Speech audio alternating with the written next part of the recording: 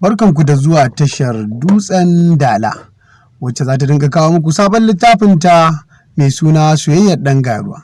Soyayyar Ɗan Garuwa dai littafi ne wanda yake ɗauke da darasi da abubuwa na ban dariya da kuma na al'ajabi, inda ake tafka wata uwar soyayya mai cike da cakwakiya. Kaɗan daga ciki.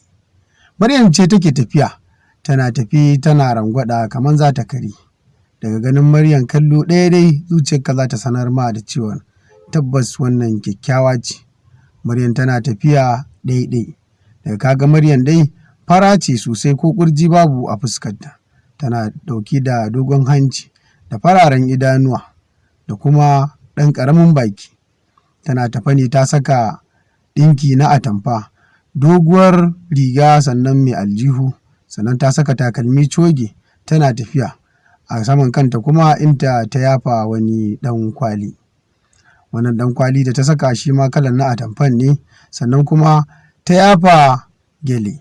Tana tafe tana biyo kwararar layi. A ɗaya ɓangaren kuma mama ce take tafi. Tana tafe riƙe da waya. In ta tafi ta tsaya ta daddanna waya sai ta sake yin gaba. Inda suka haɗu da Maryam da mama. Mama ta kalle ta ta sa dariya. Maryam 'yan mata kenan. Gaskiya Maryam, duk wanda ya rasa ki tabbas ya yi asara. Sabida Allah ya miki diri. Ki ga fa yanda kike fa. Kyakkyawa son kowa ƙin wanda ya rasa.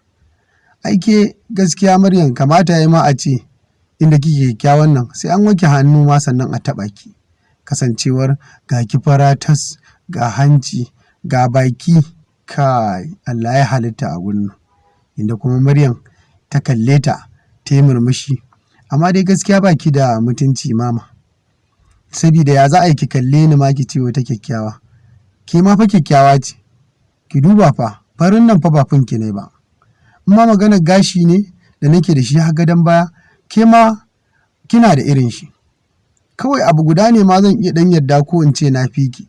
In ban da hanci, menene marabanmu? Me yasa in muna tafiya a layi mutane suke cewa tagwayen ƙawaye? Ai kyau ne yasa. Bar ma wannan magana. Ni fa yanzu abin da yake damuna a rayuwar nan, ni ga ni kyakkyawa. Ni abin ma da yake ɓata min rai shine wai ko maza tsoro na suke yi ne. Sabida ni wallahi kyan nan ma ko inda ana rage shi zan yi. Sai mutum ya rinƙa yi min magana. Ina ta son in samu saurayin da zan aura, in zauna lafiya, ni ma in aurar da 'ya'yana. Ya za a ce kowa yana ta yaban kyau amma kuma a gefe. Mama ta ce da ita, to ai wannan abin ba ke kaɗai yake dama ba, sabida ni ma idan kin kalla ai duk iri ɗaya ce. Amma ni a tunanina shine mata ne sun yawa a duniya, sannan kuma akwai abu guda. Maryam ta kalle ta tare da ƙaguwa. Menene abu guda ɗin? To ni dai ina ganin kamar ko dai akwai wani wanda yake zagayewa yana kashe mana kasuwa ne. In dai ba wannan ba, to gaskiya dai sai dan asiri aka yi mana. Ki duba fa, duk 'yan matan layin nan namu duk mun fi su kyau fa. Amma sai ki ji an ɗau waccan an ɗau wannan. Mu kuma ba wani mugun hali ne da mu ba. Maryam ta ce, to ai inda hakan ma akwai abin dubawa dai gaskiya. Ni fa kin ga na yi karatu, ke ma kin yi karatu. Gidanmu babu wani wanda yake ɗauke da wani aibi. Amma kuma mu wani irin baƙin jini ne da mu. Ni fa ina ganin ma ni fa da Allah ya yi ni baƙa ma fa ina jin da tuni ma na auru. Amma ga ni fa ina ganin ma fa gaskiya zan dinga sa niƙab ina rufe fuskata kawai. Mama ta yi dariya. Idan kika rufe fuskarki musamman ma kin sako hijabi, wallahi mutane lokacin ma za su ji shakkar yi miki magana. Kamar ya fa? Maryam ta tambaye ta. Sabida shiga ce ta matan aure. Sabida mata an ba ta so a ganta ko mijinta baya son a ringa kallon man mata sai ya sa niƙab ya ta rufe fuskarta. Kawai shikenan kamalarta duk ta fito. Shikenan duk wanda ya ganta ma ba zai yi ƙoƙarin kawo mata wani reni ba. Sabida haka ni abin da nake gani shine mu ci gaba da addu'a. Amma dai zan raka ki. Za mu je wajen wani boka ko in ce za mu raka kanmu sabida ya binkito mana ya ga mu wai wanne irin baƙin jini ne yake damun wannan rayuwar tamu. Tunda ni fa abin yana damuna. Maryam ta ce, yana damunki ko yana damuna? Kin ga fa akwai wata yarinya fa da za ki ga kullum ta fito a kusa da gidanmu. 'Yar Fati ɗin nan? Na san ta kusa da gidanku, in ji mama. To wannan yarinyar fa kullum bayanin da take yi cewa sai na riga ki yin aure. Kin ganta 'yar gajeruwa, faffaɗa, baƙa. Wai amma ni ban san me na tare mata ba. Ita ba sa'ata ba, na girme ta fa. Amma kuma duk haɗuwarmu sai ta yi min wani kallo sheƙeƙe. Sai na riga ki aure. Lallai an zo wajen, in ji mama. To kin ga kenan akwai ayar tambaya a kanta. Idan ba ayar tambaya ba me yasa za ta yi ta miki haka? Kin ga kenan ta damu da kyanki kuma so take lallai ta riga ki aure. To amma fa in baki damu ba, tabbas akwai wani boka wanda za mu je wajensa mai gani har hanji. Ni ina ganin wannan bokan idan aka je wajensa fa ta fa ƙare kenan fa. Kamar ya ta ƙare? Maryam ta tambaye ta. Duk wata matsalar mu ta zo ƙarshe kenan. Idan muka je wajensa sai mu zayyane masa, sai mu ga me zai yi. In ya ɗau wani mataki muka samu maganin abin, kin ga maza ai sai dai su dinga yin layi a nan gurin.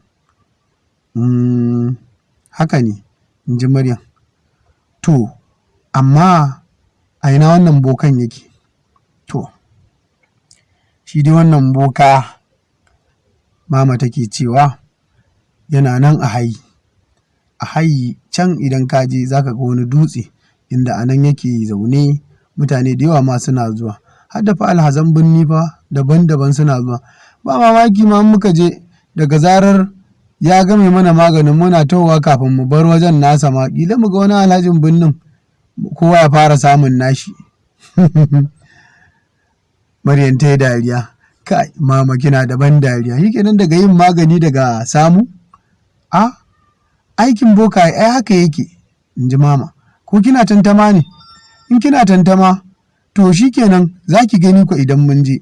Sabida bokan ya iya tsatsubar da ba kya zato. Sabida tabbas ni na ji labarinsa a gurare daban-daban. Mun je wani gari ma, wani ɗan ƙauye can, inda wasu su ma suke cewa za su je wajensa.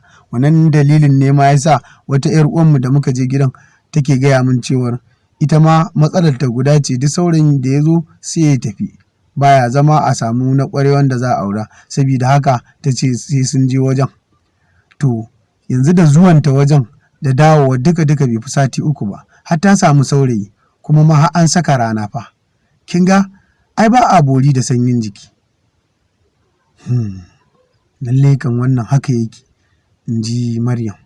To amma mu yaushe za mu saita ranar zuwa? To, in ji mama.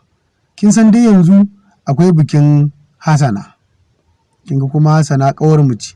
Abin da za a yi shi ne mu gama ganin yaya aka ƙarke da bikin nan. Kin ga dai ni ban san aljihunki ba, amma ni na san nawa. Mu samu ma a yi bikin. Idan aka yi bikin sai mu saita ranar da za mu zo mu tafi. Kuma sannan ki sani, kar ki gaya wa kowa. Idan kika faɗa ke da su. Amma dai mu zanye jikinmu mu tafi kawai. Mu je in muka cimma buƙatanmu, in ya so za mu faɗa ma daga baya sai mu faɗa. Ai wannan ba matsala ba ce. Ko ya kika gani? Maryam, gaskiya ne kuma kin yi bayani. Kin san fa yanzu fa mutane fa akwai 'yan gutsuri ma iri daban-daban wanda baka shiga lissafinsu ba ma, amma kai tuni ka jima a cikin zuciyarsu. Kuma su ba riba suke samu ba. Ai wayannan da kike ji su ne 'yan sa ido. Mama ta ce, 'yan sa ido masu sana'ar banza kenan. Ba uwa ba riba. Kai, mutum da ya shiga uku. Maryam ta ce, ke dai yanzu yanda za a yi, ina za ki je ne? Daman zuwa ne in je gidanku, to kuma gashi mun riga mun fito. Mu koma gidan naku kenan ko? Ai ni na gaji da zaman gida ne. Mama ta ce, to tun da kin gaji zaman gida, ina za ki je kenan? Ai ya kamata a ce da mu je gidan naku, tun da dai akwai fili, can ya kamata a ce mu je mu zauna. Inda suka kama hanya suna tafi suna rangwada. Mu sake haɗuwa a kashi na 2 na wannan littafi mai suna Soyayyar Ɗan Garuwa. Sunana Nura Action, wanda aka fi sani da Action. Ku danna subscribe, ku danna alamar ƙararrawa don ta sanar da ku daga zarar mun ɗora shirye-shiryenmu.